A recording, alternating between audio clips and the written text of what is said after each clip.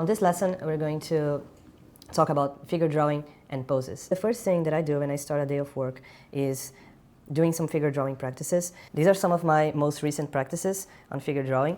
You can see that it's not anatomically correct, or it's not beautiful drawings. It's just practice on gesture and really rough shapes. That's the most important thing to keep in mind when doing these sort of sketches. Or reference sketchdaily.net. They are galleries that have lots of resources of nude and clothed models for you to sketch. So the first drawings are they always look clunky and not as fast as they could be. I usually don't get all of the figure. I usually can't complete the 30 seconds figure, so that's totally fine.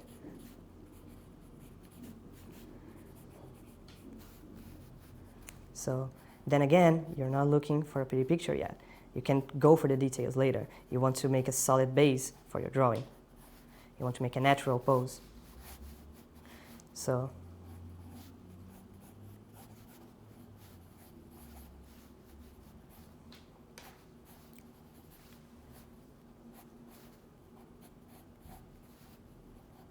one thing that is interesting to realize on these figure drawings is that there are some tricky parts of the body. I like to call them that they have a higher hierarchy on the movement of the figure, and these parts are the hips and the spine. So if you get these lines before everything else, you're off to a great start, because you're kind of summing up the movement really quick.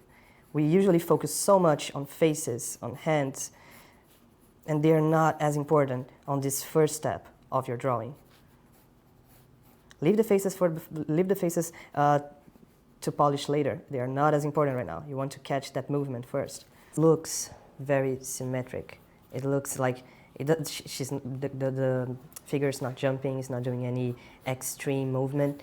And this is some good practice, because you gotta try your best to make that pose look as asymmetrical as possible. So you artificially create on your drawing this balance.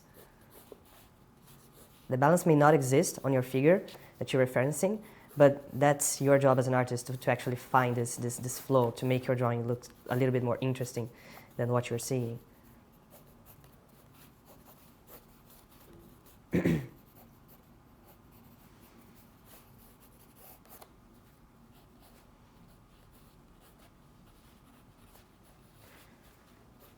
So I just raised it to line it up, this guideline sketch, and then I'm going to a more tight sketch. Of course, this specific figure has this clothing wrapped around. So you see how this clothing creates sort of these lines that guide you through her body. So the external lines a little bit darker, and then the inside lines lighter. Also helps create that silhouette that I talked about. It enforces the silhouette of the drawing, and then your eye goes to the details inside of it. Is the face, because it's just not important on this sort of study. You're not trying to create a pretty picture. It's just studying this fluidity of the body. So of the stiff figure, I wanted to draw a figure full of movement, such as the ballerina, so that you can see that fundamentally the principle is the same, but the approach is a little bit different. So here's that hierarchy of movement that I talked about. I'm trying to capture the spine and the hips before everything else, so I get this flow of movement. My pencil is not even leaving the paper. And I think this is one of the most difficult parts when I'm doing sketches for clients. It's first I present the layouts and these super rough, full of energy drawings, and then I have to make them polished and as clean as possible. And I'm always very self-conscious about losing that first energy, that first movement. So one of my main objectives right now as an artist is trying to not lose that movement. Curved lines of her body to create this movement that it's only happening on your drawing. It's not exactly on the picture, on the reference that you're drawing from.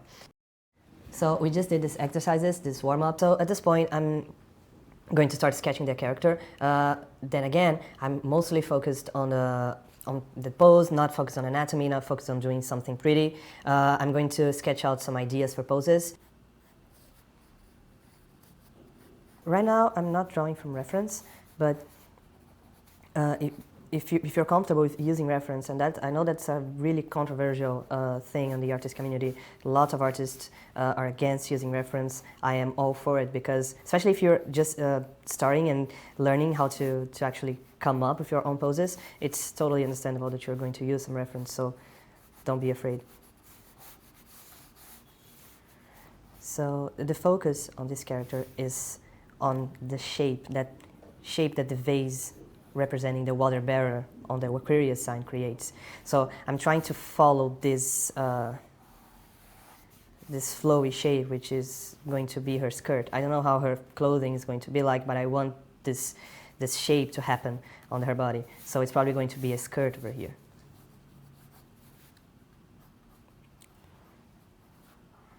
This pose, maybe she will be showing.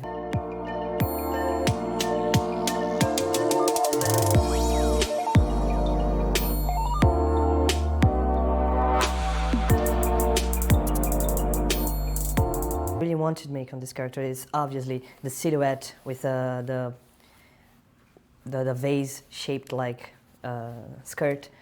This second one is the one that it's out of the loop, because remember when we talked about silhouette and trying to make your figure, your pose as readable as possible before even adding color or details. So imagine that her skirt, which is going over here,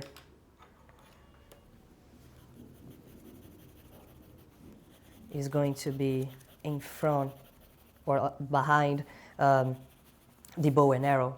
So you got like the bow and arrow competing with the shape, the silhouette of the skirt, which turns out to be broken. So this pose is not going to work.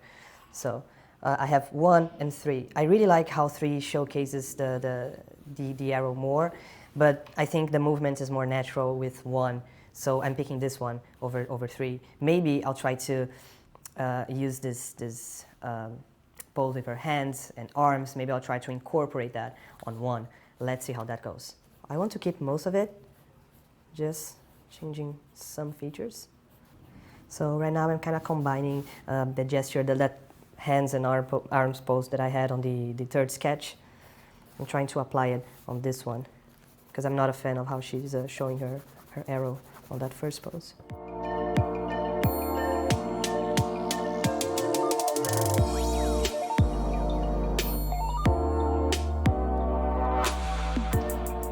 It's not any decisive choice for hair or design yet. I'm just trying to set up her pose right. The only thing that I'm really sure about her is that I want her skirt. So here I'm applying that same movement of the legs that we saw before. So curved lines, straight lines, curved lines, straight lines. If her clothes were not such an important part of her design and what I want this supposed to feel like, I wouldn't be drawing it at this early stage. So I think that's important to notice. Her skirt is basically the reason why I chose this specific pose, so it's pretty important.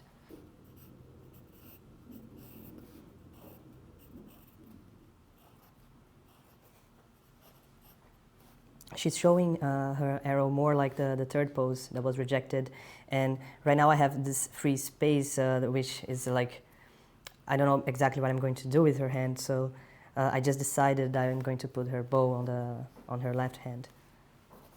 This sort of decisions, second thoughts, are super easy, and I recommend them to happen on this early stage of the process, because if you're having second thoughts when you're polishing the drawing and finishing it, making like the final adjustments, it's super hard. You're making things so much more difficult for yourself. So this is the place where you can make mistakes and try a lot of stuff. So that's why I think it's okay to keep it here, and it was not okay on her other pose.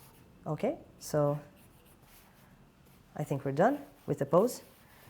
This is in this lesson, we're going to talk about expressions and the head. So as a general rule, when I'm drawing my faces, is I draw this egg-like shape, and then I cut it right there at the middle. Is where, like, I use my ear a lot to guide me, because I can align the top of the ear with the eyebrows of the character. So that's a really important line for me. Imagine if you're closing the head inside a box, all the facial features are going to be on this side of the box, and then the ear and the back side of the head is going to be on this other side of the box. So it kind of helps you to make it more three-dimensional. It's a really difficult shape to work because it's a round shape, but if you practice this box principle, and then you kind of start to visualize it, even if you don't draw the box. The eyelash is really strong, and making the eyebrows a little bit farther away from the eyes. And mouth, you can go, when drawing girls, you can either go with a super slim and tiny lips. I think they work, I personally like them. Or you can make it super strong and bold. So this will be a neutral expression. Also notice that as I'm drawing a female face, I'm using mostly curves. I'm going to draw a male face in a bit, and it's going to be completely different shapes to structure it. Some hairline, back of her head.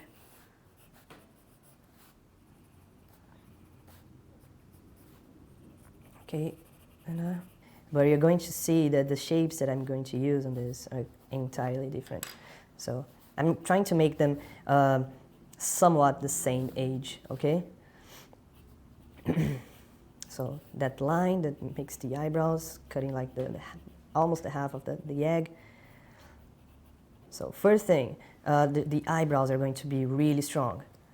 It's not a rule, like you can play around with that a lot, but often it's going to be strong eyebrows for guys. Not a lot of focus on the lashes, like we did on the girls. Just keep them normal and regular, like the rest of the eyes, okay? With guys, we can either go super simple with the nose, make it look really soft, or we can actually draw it and make it really sharp. So I'm actually putting that line over there.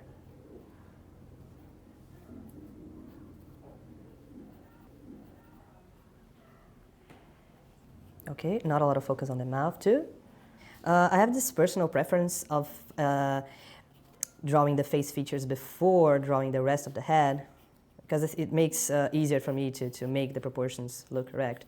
So usually you can also use the necks to emphasize the female features or male features of your character. So for example, the female necks are always going to be really curvy and longer than men's. Men's going to be all solid, one solid shape, and usually shorter too.